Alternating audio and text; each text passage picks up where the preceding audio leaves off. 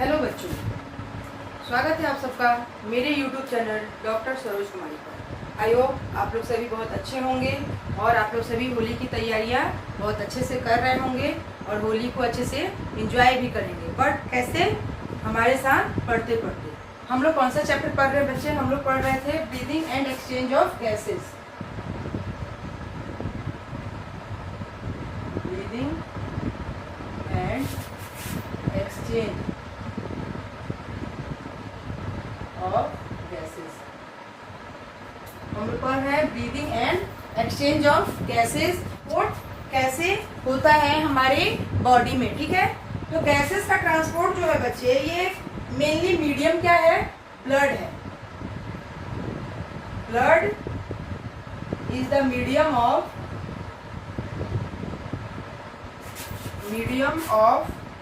Transport of gas, transport of oxygen, sorry not gas, transport of oxygen, transport of O2 and CO2। Medium क्या है बच्चे? Medium है हमारा blood, जिसके through हम लोग क्या करते हैं? ट्रांसपोर्ट ऑफ गैस करते हैं, ठीक है? तो ट्रांसपोर्टेशन कैसी होती है हमारी? ट्रांसपोर्टेशन होती है हमारी ऑक्सीजन और कार्बन डाइऑक्साइड की ब्लड के थ्रू। मीडियम क्या है? ब्लड है, ठीक है? ये ट्रांसपोर्टेशन जो है दो तरह से होती है। एक तो होता है, यहाँ देखिए, एक तो होता है ऑक्सीजन का और एक होता है कार्बन डाइऑक्साइड का। ट्रांसपोर्ट ऑफ O2, एक होता है O2 का ट्रांसपोर्ट बच्चे, है ना? और दूसरा होता है हमारा, ये हो गया ए, और बी नंबर में हो गया ट्रांसपोर्ट ऑफ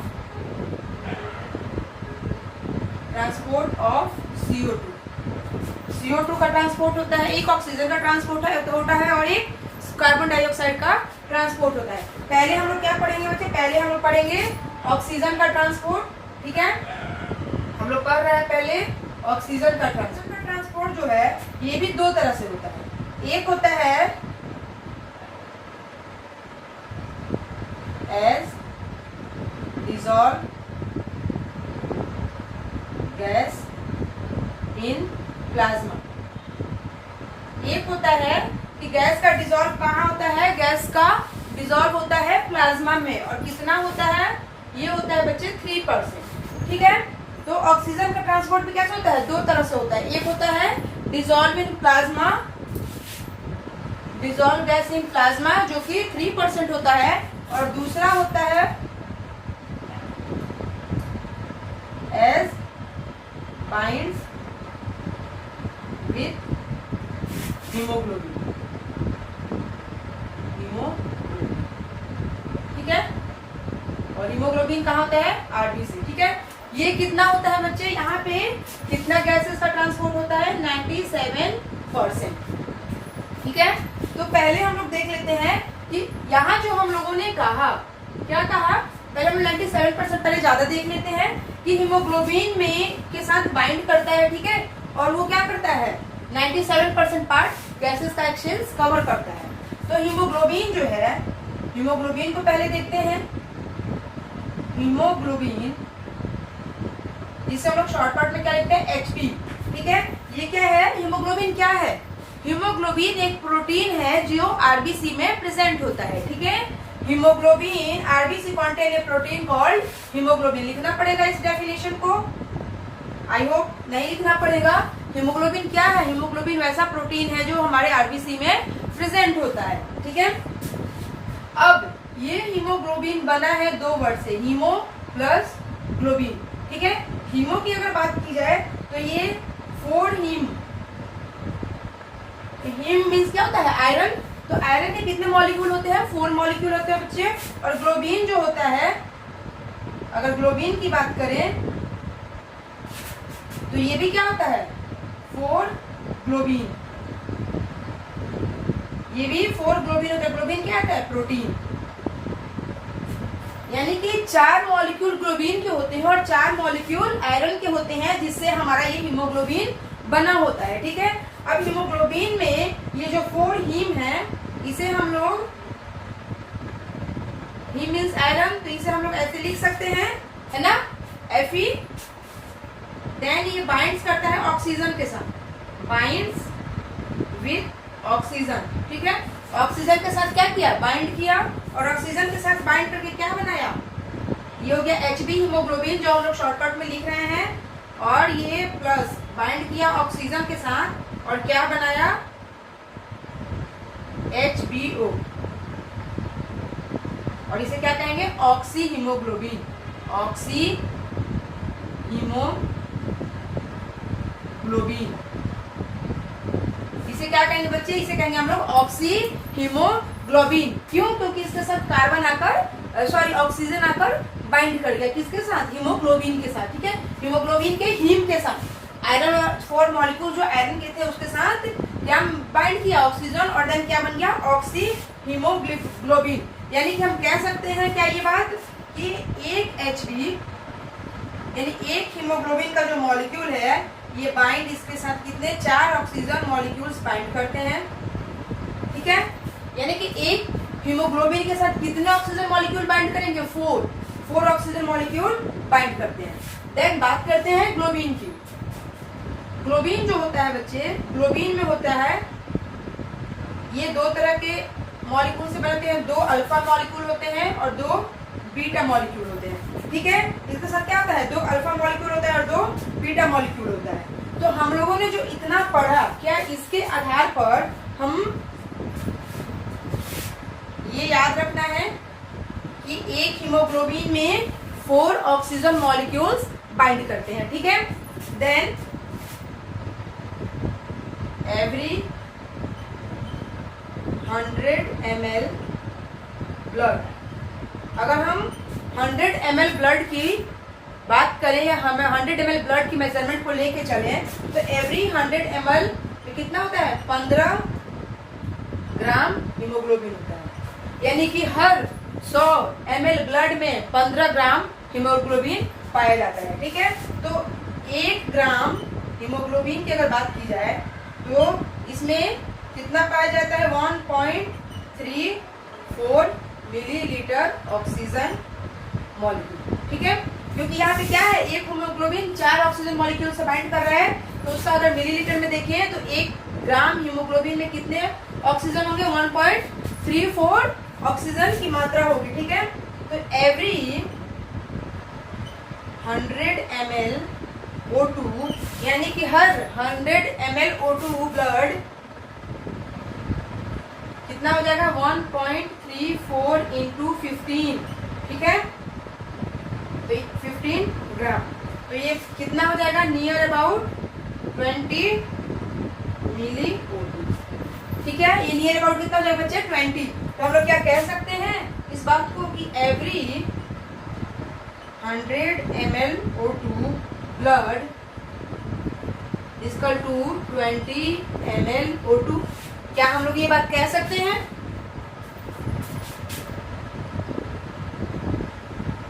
हमारे कैलकुलेशन से क्या मिला हमारा रिजल्ट कि एवरी 100 ग्राम ब्लड पे अगर हम लोग देखते हैं तो कितना ग्राम, 15 ग्राम हीमोग्लोबिन, एक 100 ml ब्लड में 15 ग्राम हीमोग्लोबिन पाया जाता है।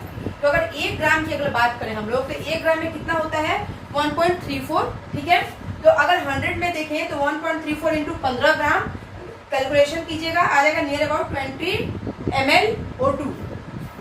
तो हम लोगों ने यहाँ क्या निकाला कि एवरी 100 ml ब्लड में कितना O2 होता है, 20 ml O2 होता है। यहाँ तक आई बात समझ में सबको, एनी डाउट, आगे बढ़ते हैं।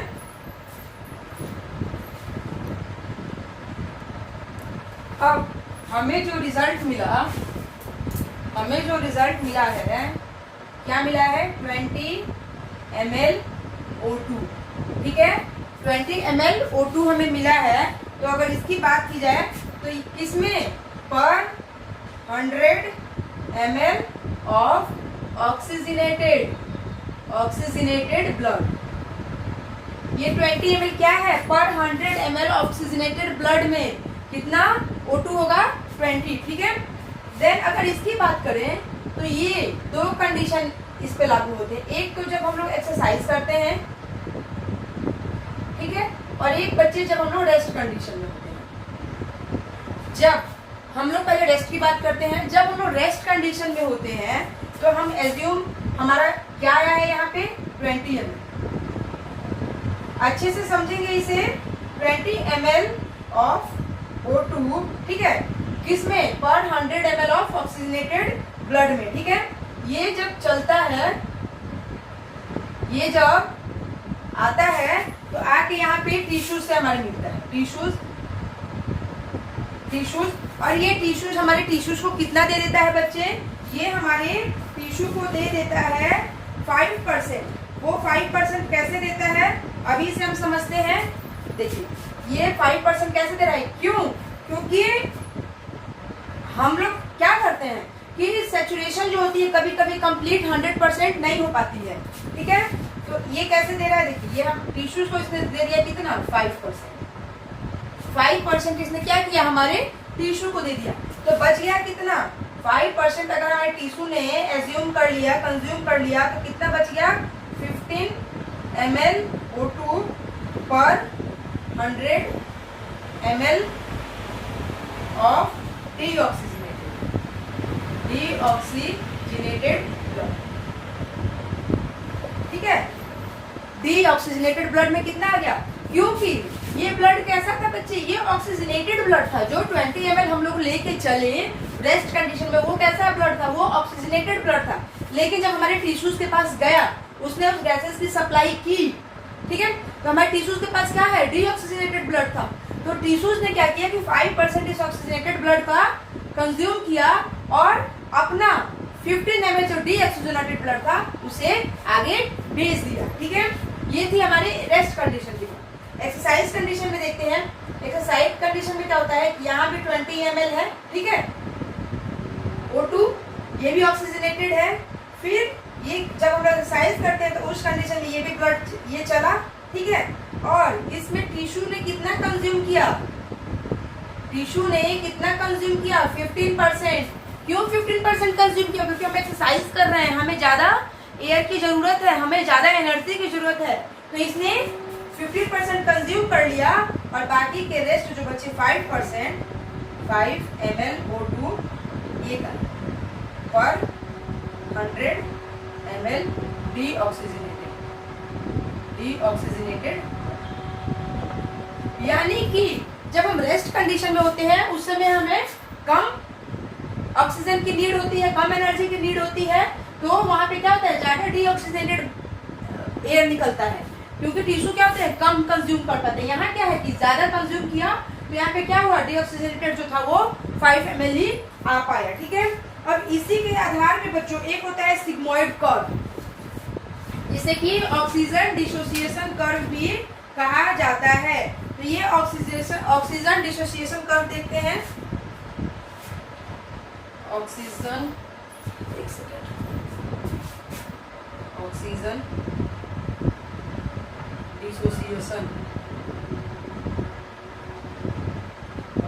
डिसोसिएशन कर्व, ठीक है। This is the oxygen dissociation curve. ये जिसे क्या कहते हैं, ऑक्सीजन डिसोसिएशन, ठीक है।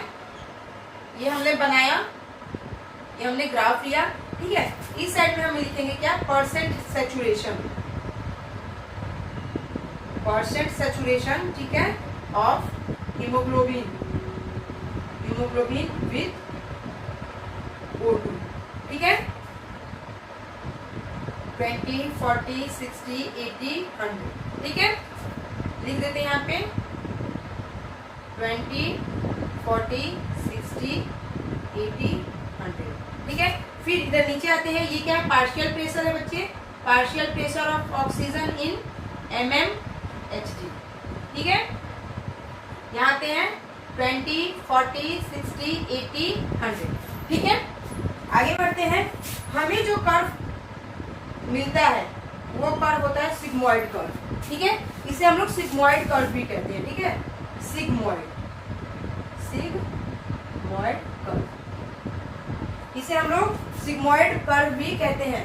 तो सैचुरेशन जो होती है बच्चे वो एग्जैक्ट 100% कभी भी नहीं होती है। ऑक्सीजन की जो सैचुरेशन है वो एग्जैक्ट 100% कभी नहीं होती है, ठीक है। ये 99% तक हो जाती है, बट एग्जैक्ट 100 नहीं होती है। कभी कभी जो सेचुरेशन होती है बच्चे, वो कभी कभी सेचुरेशन हमारी 75% ही होती है, ठीक है। कभी कभी हमारे क्या होता है 50% ही सेचुरेशन होती है।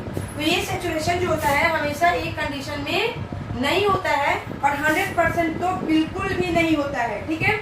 ये हमारी ये पल्मोनरी वेन होती है, पल्मोनरी वेन, ठीक है।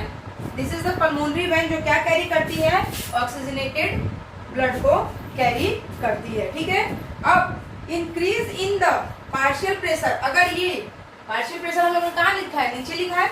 अगर पार्शियल प्रेशर ऑक्सीजन का इंक्रीज हो रहा है तो सेचुरेशन क्या होगा, सेचुरेशन परसेंटेज भी इंक्रीज होगा। देखिए यहाँ पे पार्शियल प्रेशर जब यहाँ से चला तो बढ़ रहा है ना, देखिए यहाँ पे 20, 40, 60, 80, 100 तक आया है ना।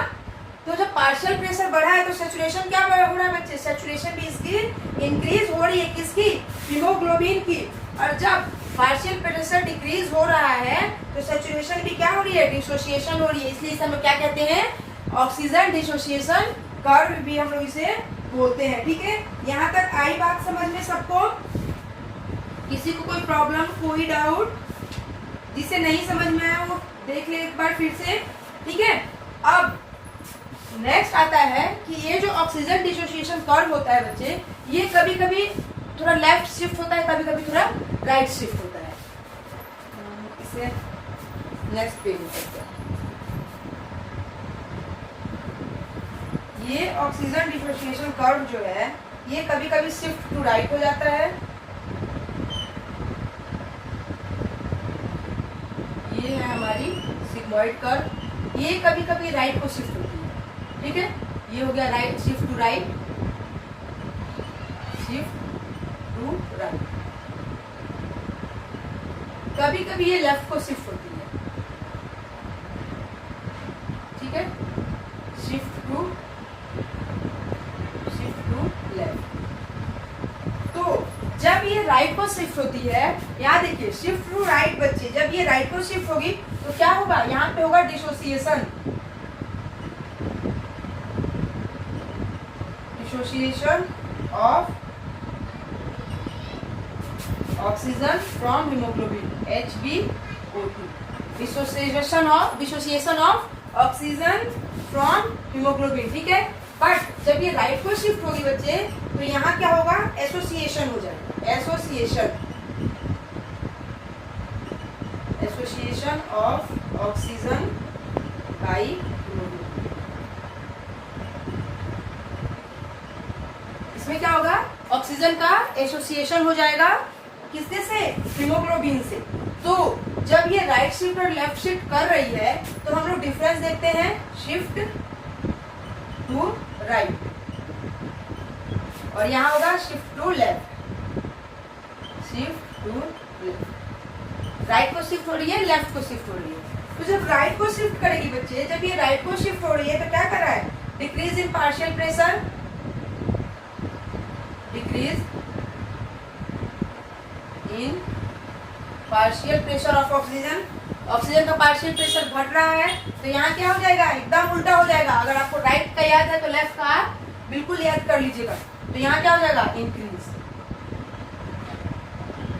Increase in partial pressure of oxygen, ठीक है।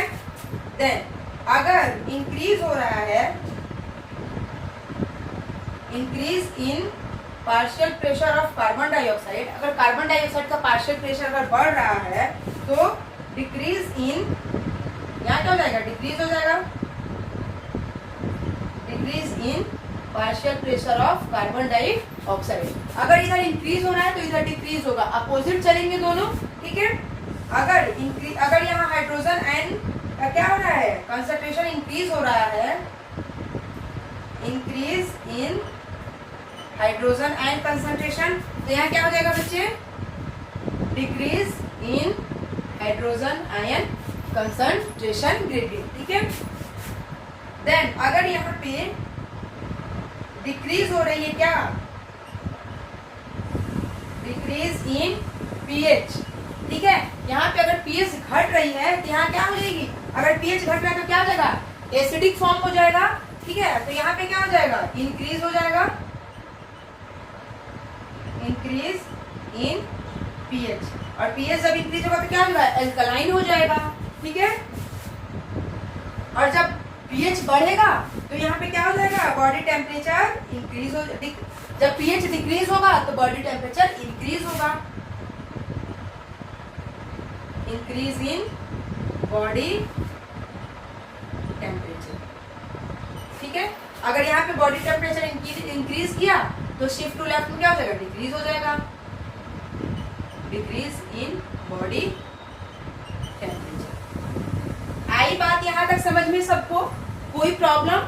ठीक है, तो ये क्या था बच्चों, ये था हमारा ट्रांसपोर्ट ऑफ ऑक्सीजन। आगे बढ़ते हैं, ट्रांसपोर्ट ऑफ कार्बन डाइऑक्साइड देखते हैं।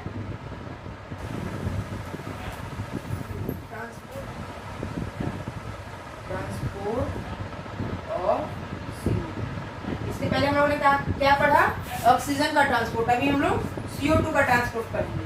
ये भी बच्चे 3 वे में होता है, 3 तरह से होता है। एक तो होता है CO2 का ट्रांसपोर्ट प्लाज्मा में,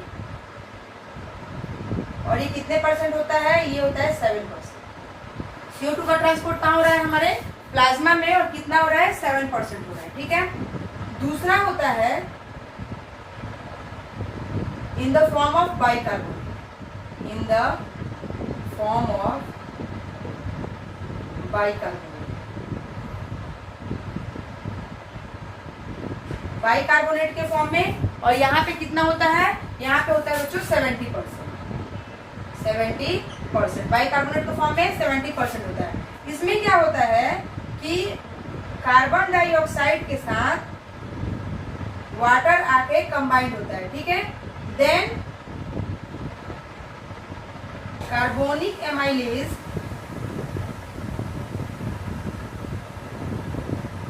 कार्बोनिक एनहाइड्रेज, कार्बोनिक एनहाइड्रेज के रिएक्शन में आने से क्या होता है कि H2CO3 बनता है। क्या बनता है, कार्बोनिक एसिड, कार्बोनिक एसिड। ठीक है, फिर ये क्या करता है, क्विक वेरी रैपिड रिएक्शन करता है, और फिर कार्बोनिक एनहाइड्रेज के, कार्बोनिक एनहाइड्रेज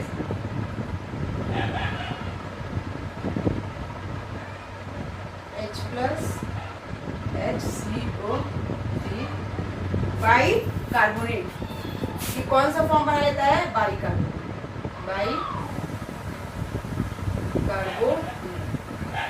क्या बनाता है बच्चे, ये बाइकार्बोनेट बनाता है। ठीक है, तो हमने क्या कहा कि in the form of bicarbonate, bicarbonate के फॉर्म में कितना हो रहा है, 70%। बाइकार्बोनेट के फॉर्म में कितना हुआ, 70%। ये जो रिएक्शन है बच्चे, this reaction is very slow, very slow in blood. ये रिएक्शन कहाँ, बहुत स्लो होता है, कहाँ पे, ब्लड प्लाज्मा में, ब्लड प्लाज्मा। ब्लड प्लाज्मा में जो होता है बच्चे, इसका रिएक्शन काफी स्लो होता है, but occur very rapid, but occur very rapidly inside RBCs। क्यों, due to the presence of carbonic anhydrase.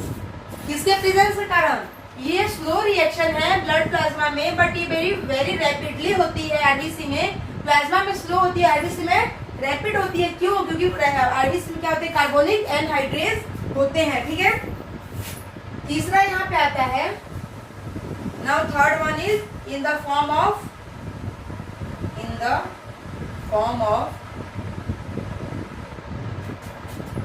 carb amino hemoglobin, carb amino haemoglobin, और यहाँ पे कितना होता है बच्चे, 23%। ठीक है, यानी हमारी एनसीईआरटी में दिया हुआ है 20 to 25%, मतलब वही 20 से 25 के बीच में होता है। तो हम लोग 23% इसलिए बोल रहे हैं कि 70% यहाँ हो गया है, तो 23% ये और 7% ये 100% ट्रांसपोर्टेशन CO2 की हो गई। ये क्या करता है, ये भी रिएक्शन करता है, CO2 बाइंड करता है हीमोग्लोबिन के साथ, देन बनाता है HbCO2, carb amino haemoglobin, carb amino haemoglobin. ये क्या बनाता है बच्चे, कार्ब एमिनो हीमोग्लोबिन। तो ये तीनों प्रोसेस आप लोग को समझ में आई है ना। अब कार्बोनिक एनहाइड्रेट जो है, ये कार्बोनिक एनहाइड्रेट प्रेजेंट होता है प्लाज्मा में एज वेल एज आरबीसी में भी होता है।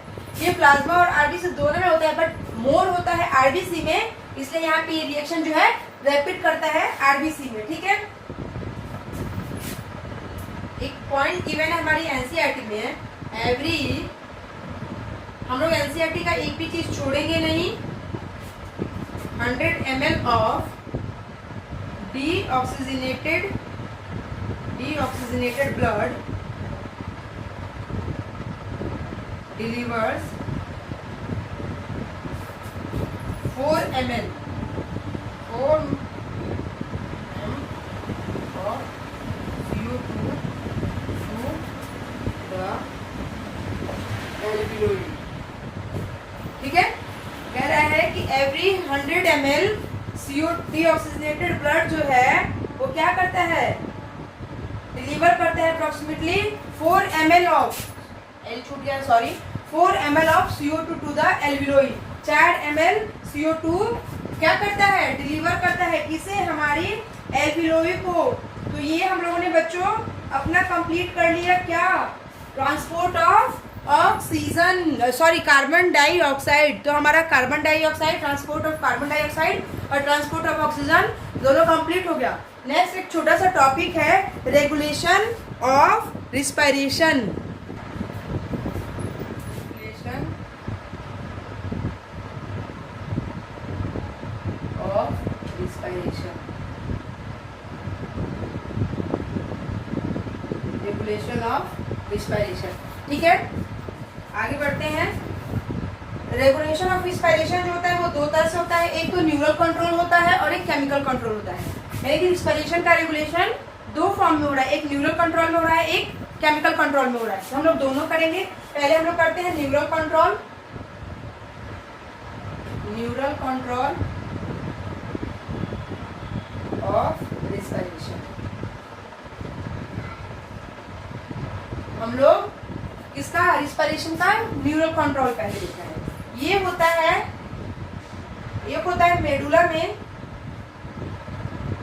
और दूसरा होता है पॉन्स में, और ये दोनों कहाँ होते हैं, हमारे ब्रेन में। ठीक है, मेडुला में जो होता है ये होता है आपको respiratory rhythm centre. Respiratory rhythm centre में होता है RRC। ठीक है, और इसे कंट्रोल, ये कौन कंट्रोल करता है, RRC को कंट्रोल करता है control normal inspiration. Normal inspiration, inspiration as well as forceful breathing. ये नॉर्मल और फोर्सफुल दोनों ब्रीथिंग को कंट्रोल करता है कौन, हमारा RRC। ठीक है, देन पॉन्स की बात करें तो पॉन्स कहाँ होता है, ये कहाँ हो रहा है बच्चों, ये हो रहा है RRC में। पॉन्स में कहाँ हो रहा है, पॉन्स में हो रहा है हमारा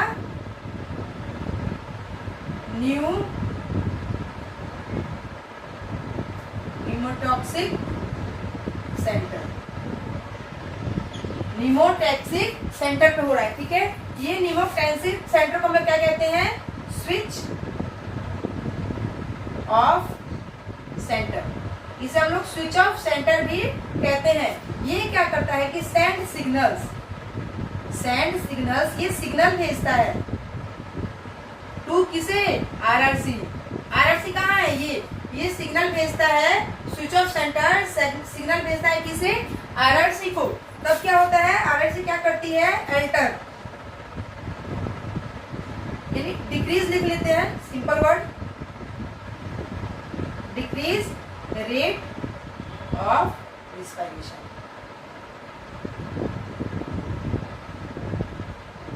ये रिस्पायरेशन को रेट को डिक्रीज कर देती है, जिससे क्या होता है, ब्रीदिंग रेट फास्ट हो जाती है, ब्रीदिंग रेट फास्ट। आई बात समझ में, ठीक है। तो ये तो हमारा क्या था, न्यूरल कंट्रोल। दूसरा देखते हैं chemical control. Chemical control of respiration. Chemical control देखते हैं रिस्पायरेशन का। ये भी बच्चे कैसे होता है, दो तरह से होता है, कीमोरिसेप्टर के थ्रू। केमिकल कंट्रोल कैसे होता है, कीमोरिसेप्टर, कीमोरिसेप्टर के थ्रू होता है। और ये कीमोरिसेप्टर कैसे होते हैं, दो तरह के होते हैं। एक होता है हमारा central chemoreceptor, central chemo receptor, ठीक है। और दूसरा होता है हमारा पेरिफेरल, पेरिफेरल, पेरिफेरल, ठीक है। सेंट्रल कीमोरिसेप्टर जो होता है बच्चे, दो कीमोरिसेप्टर कैसा हो रहा है, एक सेंट्रल हो रहा है, एक पेरिफेरल हो रहा है। सेंट्रल वाला कहाँ होगा बच्चे, सेंट्रल वाला हमारे मेडुला में होगा, और पेरिफेरल वाला हमारा कहाँ होगा, ब्लड वेसल्स में होगा। ये सेंट्रल वाला जो है बच्चे, ये हो रहा है हमारे मेडुला में, ठीक है। और ये हो रहा है हमारे ब्लड वेसल्स में, इन ब्लड वेसल्स, ठीक है। मेडुला में जो हो रहा है, ये किसको सेंस करता है, सेंस ओनली, ओनली सेंस, किसे सेंस करेगा, पार्शियल प्रेशर ऑफ CO2 और हाइड्रोजन आयन को, ठीक है। लेकिन जो हमारी ब्लड में हो रहा है बच्चे, ये दो तरह से हो रहा है। एक हो रहा है कैरोटिड आर्टरी, कैरोटिड आर्टरी के थ्रू, और दूसरा हो रहा है एरोटा, एरोटा बॉडीज के थ्रू, ठीक है।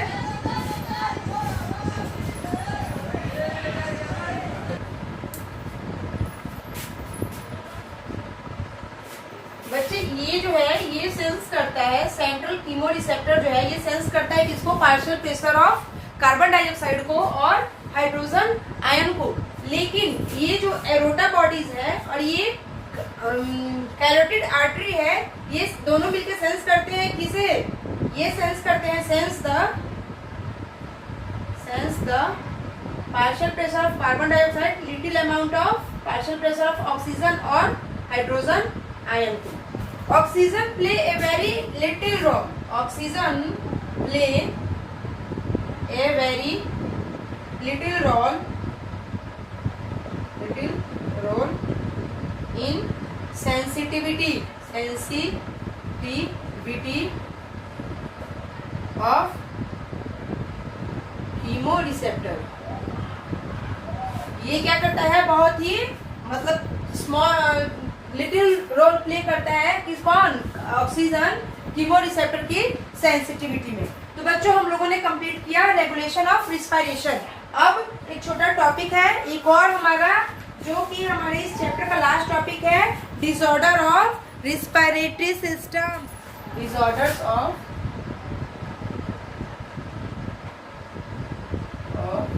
Respiratory,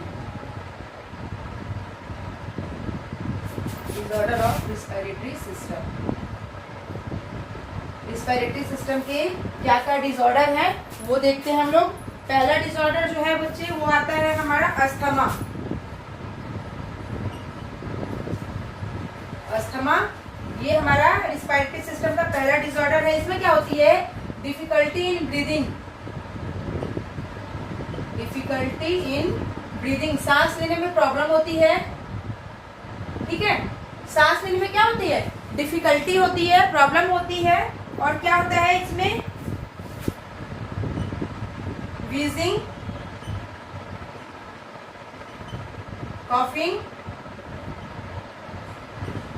due to inflammation of, coughing क्यों होती है? Due to inflammation of, due to inflammation of bronchi, bronchi and bronchioles. Bronchi और ब्रोंकियोल्स की इन्फ्लेमेशन के कारण क्या होता है? वीजिंग और कफिंग होती है, ठीक है। इसमें क्या इन्फेक्ट होता है? Upper respiratory tract, upper respiratory tract infect, upper respiratory tract जो है वो बच्चे इन्फेक्टेड हो जाता है, जिससे क्या होता है? अस्थमा की प्रॉब्लम होती है। Now second disorder is emphysema, second emphysema, ठीक है। Second disorder is emphysema. Emphysema क्या है बच्चों? A chronic disorder, a chronic disorder, ये एक तरह का क्रॉनिक डिसऑर्डर है, ठीक है। इसमें क्या होता है? इन एम्फाइसिया,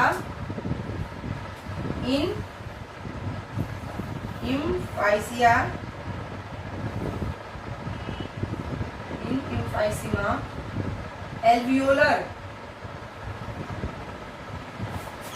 वॉल्स, एल्वियोलर वॉल्स होते हैं आर डैमेज, वो डैमेज हो जाते हैं। एल्वियोलर वॉल जो होते हैं बच्चे वो डैमेज हो जाते हैं ड्यू टू विच, इसके कारण क्या होता है? रेस्पिरेटरी सरफेस डिक्रीज हो जाती है, due to which respiratory surface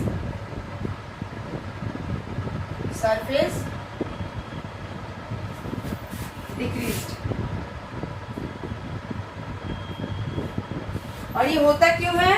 ये बच्चे होता है ड्यू टू सिगरेट स्मोकिंग। जो स्मोकिंग करने वाले पर्सन होते हैं ना, उनके अंदर ये बीमारी पाई जाती है। कौन सी बीमारी है? एम्फाइसीमा, ठीक है। Now third one is occupational respiratory disorder, occupational respiratory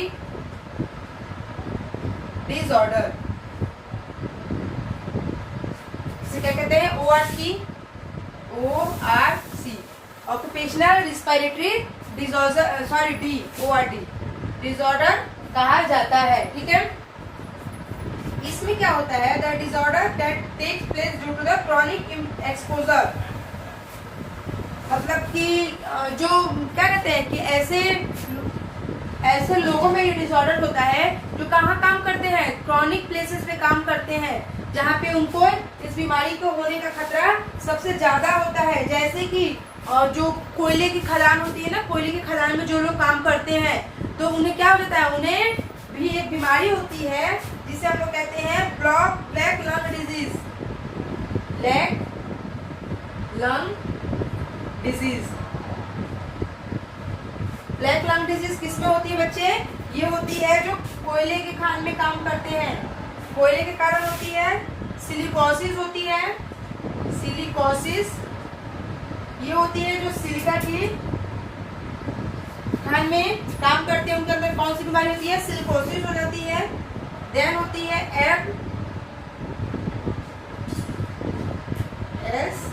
asbestosis, asbestosis भी एक बीमारी है।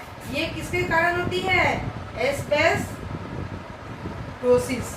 ठीक है। तो ये बीमारियां जो है हमारी ये होती है, इसलिए इसको कहा गया है ऑक्यूपेशनल रेस्पिरेटरी डिसऑर्डर। जो ऑक्यूपेशनल लोग होते हैं ना, उनके अंदर ये बीमारियां पाई जाती है। नाउ नेक्स्ट डिसऑर्डर इज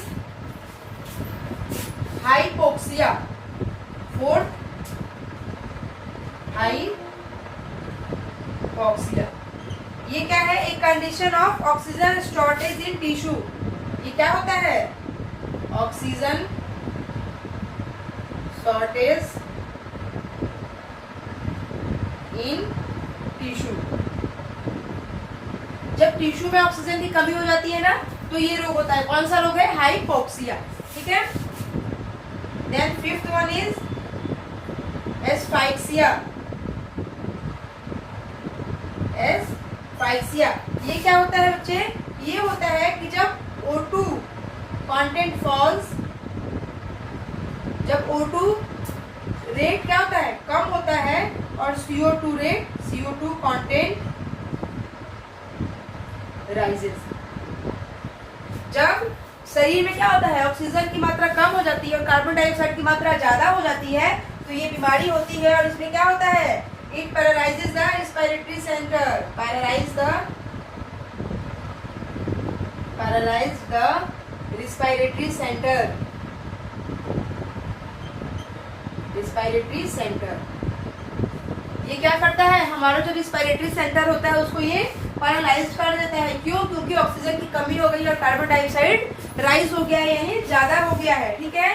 तो ये सारी बीमारियां हैं बच्चों, जो क्या होती है? रिस्पिरेटरी डिसऑर्डर, जिसे हम लोग कहते हैं, जो हमारे रिस्पिरेटरी सिस्टम में प्रॉब्लम आने की वजह से ये सारी बीमारियां कॉज होती हैं। एक और है लास्ट, जिसे हम ब्रोंकिटिस कहते हैं, ब्रोंकाइटिस भी कह सकते हैं, ब्रोंकाइटिस। ठीक है। इसमें क्या होता है? ब्रोंकाइटिस में बच्चे inflammation of bronchi, inflammation of bronchi. ठीक है। तो ये सारी डिजीज थी, जो कि ये सारे डिसऑर्डर्स थे, जो कि हमारे रिस्पिरेटरी ट्रैक्ट को, रिस्पिरेटरी सिस्टम को क्या करते हैं? डिस्टर्ब करते हैं। और ये हमारे इस चैप्टर का ब्रीदिंग चैप्टर का क्या था? ब्रीदिंग एंड एक्सपायरेटरी रेट, उसका हमारा ये क्या है? लास्ट टॉपिक था। ठीक है। इसी के साथ हमारा ये chapter breathing and exchange of gases complete हो गया। और कल हम लोग मिलते हैं नए चैप्टर के साथ। हम लोग कल नया चैप्टर स्टार्ट करेंगे, body fluids and circulation. I hope आप लोग ने चैप्टर एंजॉय किया होगा, आप लोग ने सेशन एंजॉय किया होगा, आप लोग अच्छे से समझ में आया होगा। ठीक है। अदरवाइज अगर कोई भी टर्म, कोई भी टॉपिक आपको समझ में नहीं है, आप प्लीज कमेंट सेक्शन में कमेंट कर सकते हैं, और आपके कमेंट का रिस्पॉन्स जरूर दिया जाएगा। मिलते हैं कल न्यू चैप्टर के साथ। तब तक के लिए थैंक यू सो मच।